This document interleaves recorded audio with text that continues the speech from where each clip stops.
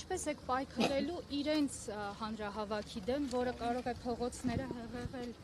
ամսի 8-ին։ Դրա մասին մտածել եք։ Երբ գաք իշխանության։ Ես թվում է հիմա Փաշինյանը այդքան համախոհներ ունի, որ փողոց հեղեղի։ Չեք տեսնում, Փաշինյանը բարձում է ավտոբուսները, տանում է նույն մարդկանց, ելույթ է ունենում, նստացնում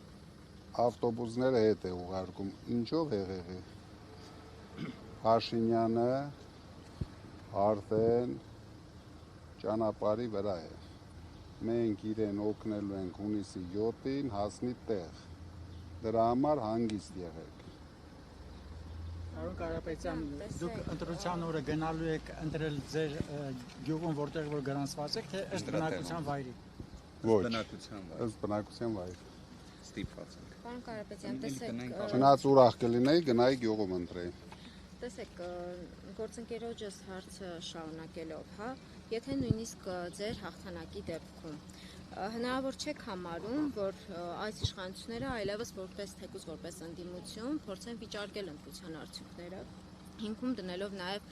այս քրեական հետապնդումները, նաև ձեր կուսակցության վերաբերյալ ձայնագրությունները։ Իմաստ չեմ տեսնում իշխանությունների համար։